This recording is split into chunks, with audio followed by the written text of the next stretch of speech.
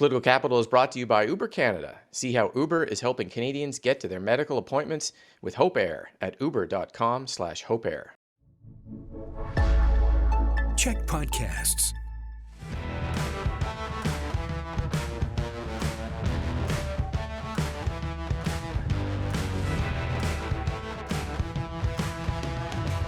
Hey everyone, and welcome to Political Capital, your source for all the latest in BC politics. I'm your host, Rob Shaw. Thank you so much for joining us here on CHEK News, on our YouTube, and on our audio podcast, where there's lots of extra discussions this week. So make sure you subscribe to that. We're going to jump into some of the topics in BC politics this week by bringing in the Pod Squad. Angelo Isidorou, Executive Director, the BC Conservative Party; Jeff Ferrier, longtime New Democrat strategist; and Jillian Oliver, longtime BC Green strategist. Thank you so much, everyone. Just heard you say that I'm part of the New Democrat.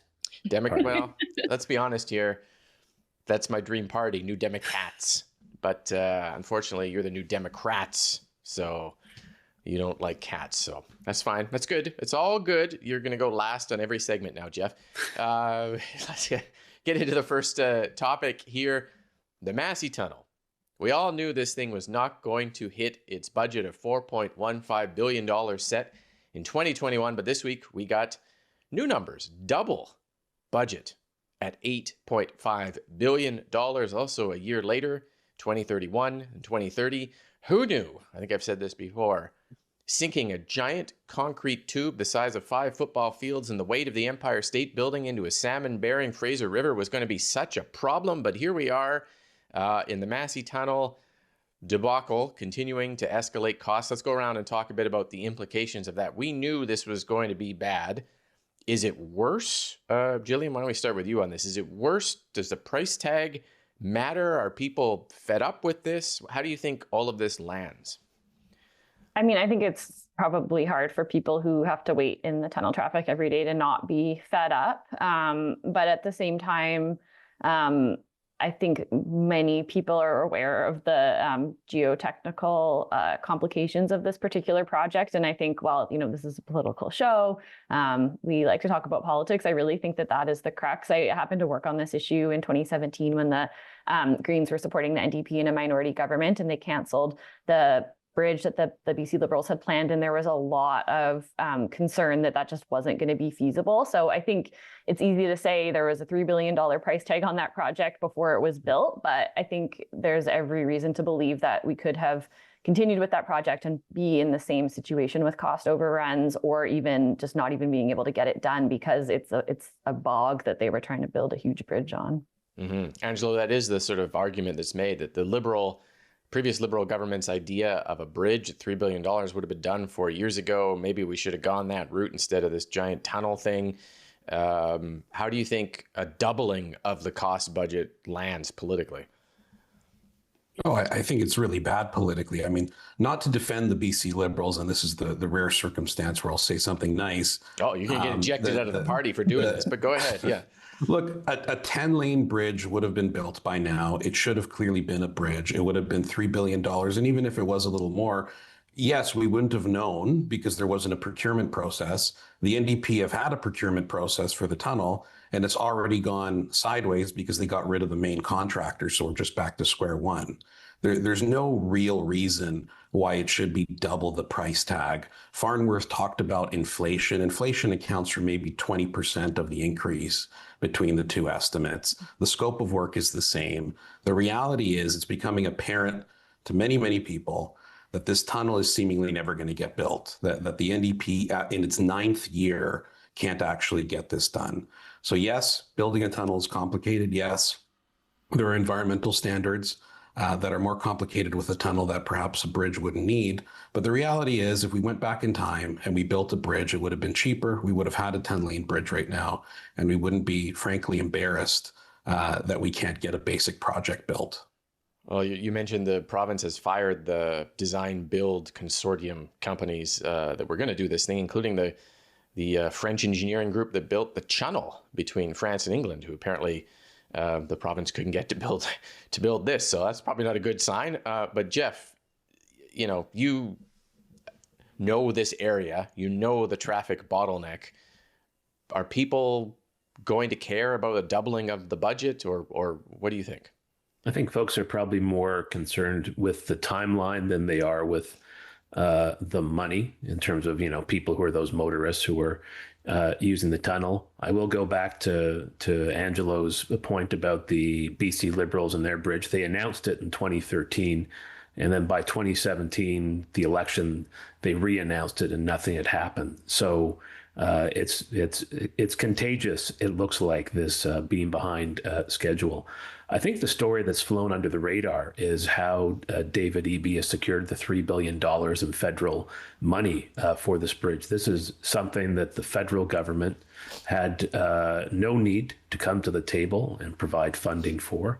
And instead, because of the pipeline negotiations that we've had and seen from Premier Eby with Mark Carney, the Prime Minister, is there's a significant influx of money going into that project. And if you factor in inflation, you factor in this additional investment, I've run the numbers through the Bank of Canada inflation calculator, so you can go to the bank with these. The taxpayer is on the hook for maybe an additional $1 billion worth of money in building this project. But back to your original question, I think it's all about timing when they get this finished and when motorists can enjoy a better commute.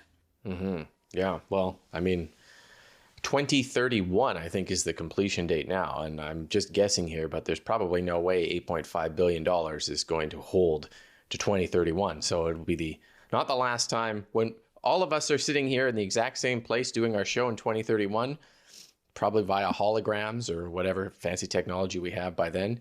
I guess we'll talk about it some more, but we're going to leave that there.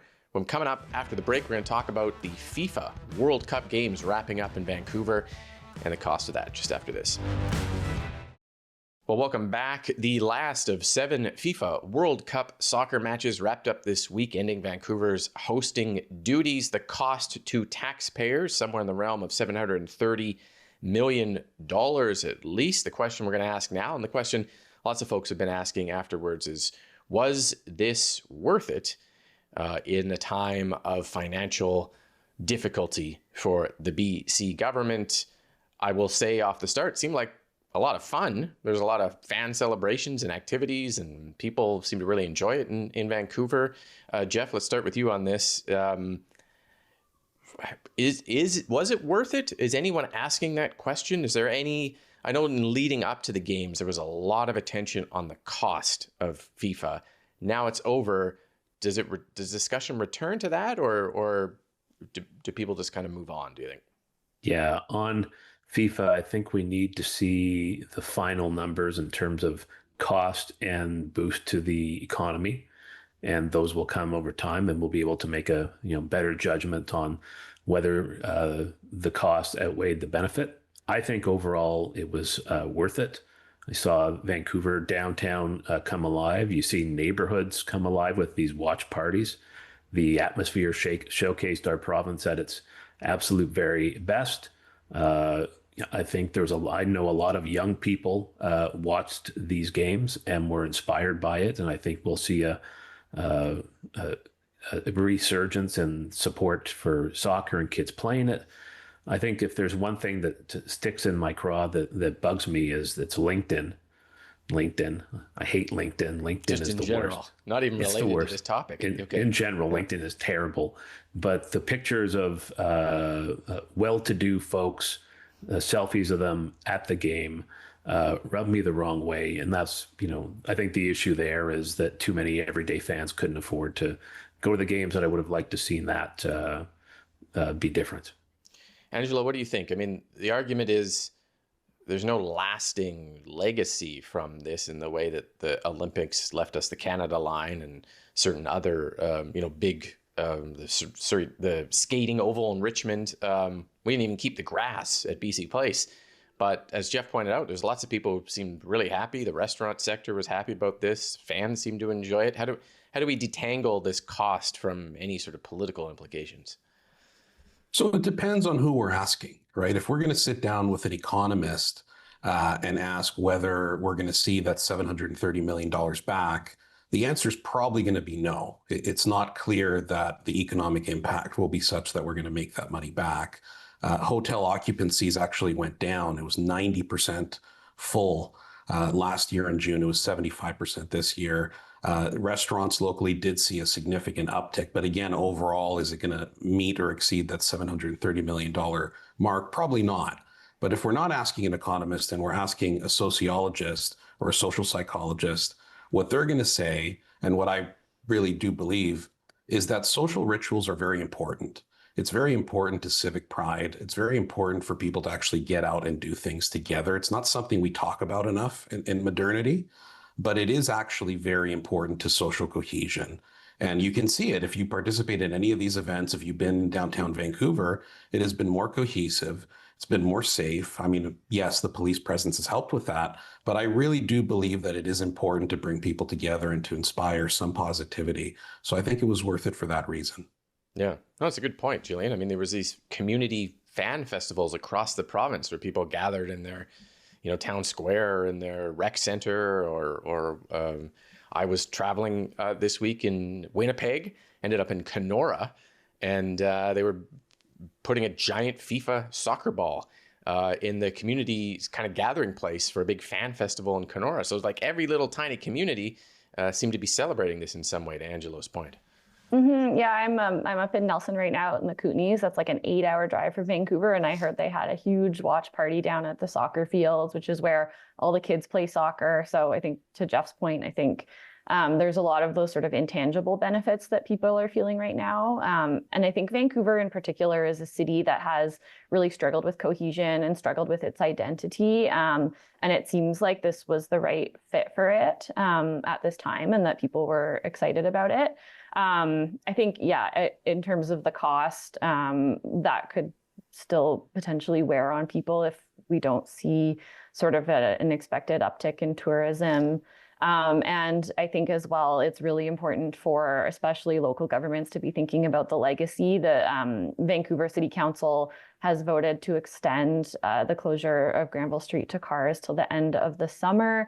But they did so without really any kind of concrete details of a plan or how that's going to work and how they're going to kind of maintain the vibe and maintain the sort of like public safety aspect. So we've got municipal elections coming up. It'll be really interesting to see how those conversations take shape. But I think it is positive that there is this sort of strong impetus for that conversation because it's been like elusive for a city like Vancouver, which is our biggest city. And I think it's really important to sort of have a clear vision for the future of where it's going. Let's just go around again quickly on a different part of this. So I have heard, the BC nurses who are on job action right now mention the cost of FIFA as a kind of example of the government spending money in an area that maybe they shouldn't, when they could be spending it on something critical like healthcare. I have seen it used by at least one person whose rare drug coverage in a news story wasn't funded by government, and asking about priorities and how can we spend money on this sports game when the government can't spend money on people's lives. As the glow of FIFA kind of fades, Jeff, will go around with you again. Is there any risk to the government that it just becomes a number that people throw back at it and say, well, you can't pay for this, whatever this is, safety or healthcare, but you could pay for that stupid FIFA thing that we, barely remember. And how does government handle something like that, do you think?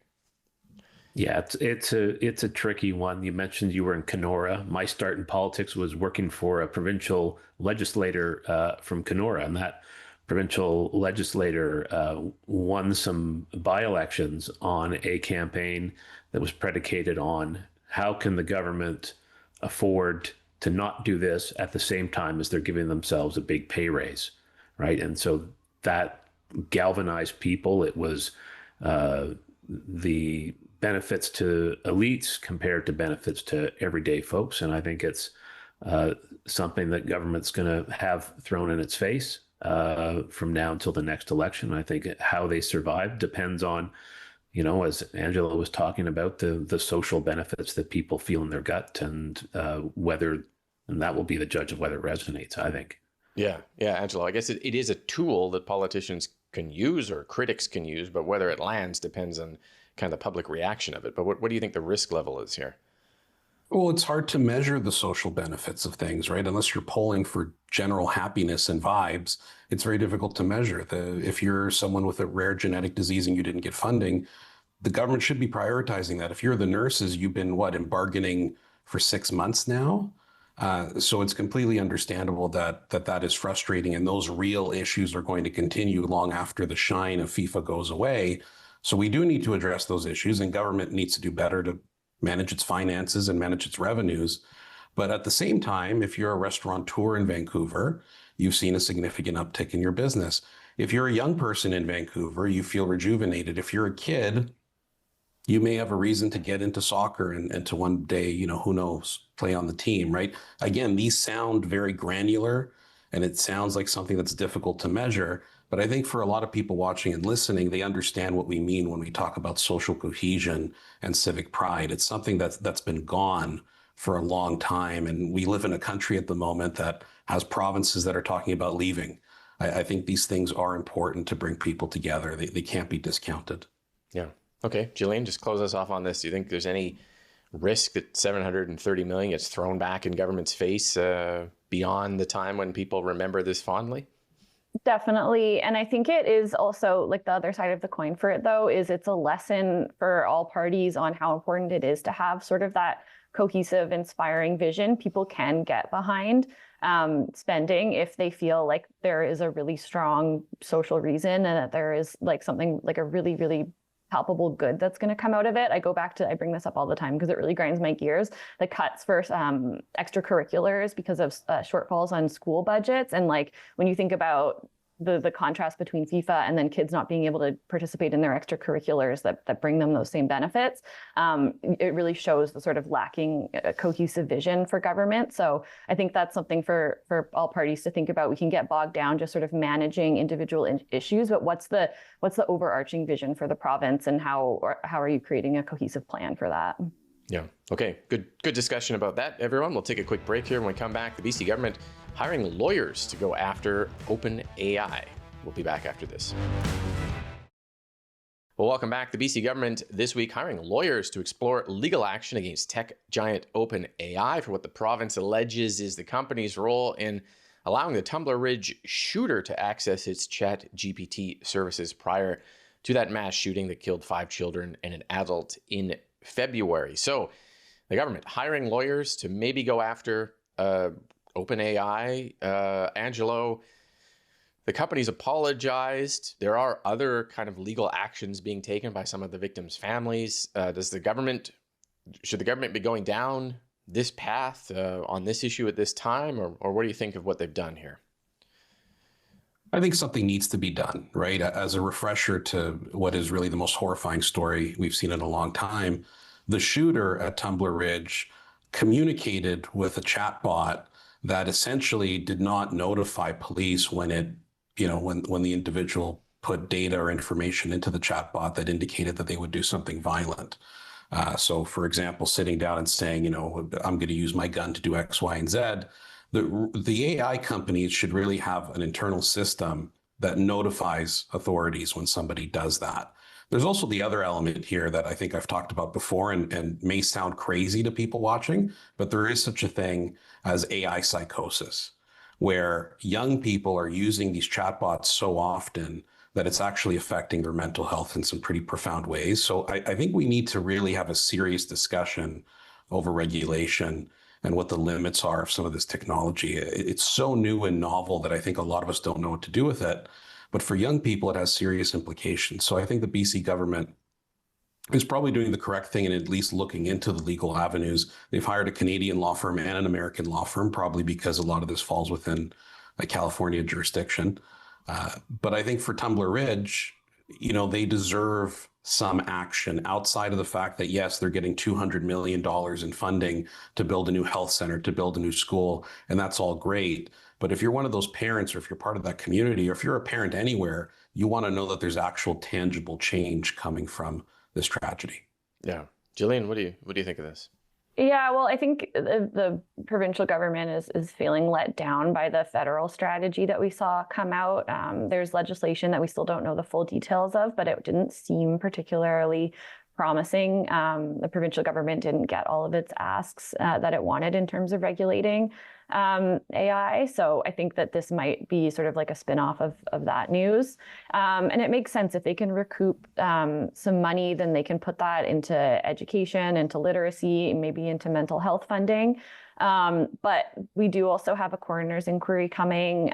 There's many other aspects to this case, including police involvement. Police had been familiar with the shooter before and had taken the family's guns away. Other questions that this doesn't address that I think, we can't forget as well. Yeah, sometimes I think we overemphasize the role of OpenAI when mental health, rural healthcare, police, gun control, lots of other things would have been a factor in this. Jeff, just close us off on this with a minute. What do you think of this? Yeah, OpenAI apologies are finding good. They don't build schools. They don't repair shattered lives. They don't provide mental health services for kids who need them. That's on the substantive part, and government is right to go after them. I think we're a political show, and so I would point out that taking on big tech companies, U.S. tech companies, is popular. Governments pick fights with them because they rarely lose them politically. This is a fight in government's mind, everyday folks against big American oligarchs who are acting with impunity and causing harm to people in their daily lives. So both on substance and on politics, this is the right thing for government to do. Yeah. Okay. Well, we'll see if the government does proceed with some type of legal action or where it goes after hiring these lawyers. All right. Thanks to the panel for our discussion this week. Thank you for watching. Make sure you subscribe to our audio podcast. We have audio extras this week. You can catch us on YouTube and on CHEK Plus and on CHEK TV. We'll be back next week with all the latest in BC politics here on Political Capital. Political Capital is brought to you by Uber Canada. See how Uber is helping Canadians get to their medical appointments with Hope Air at uber.com/hopeair.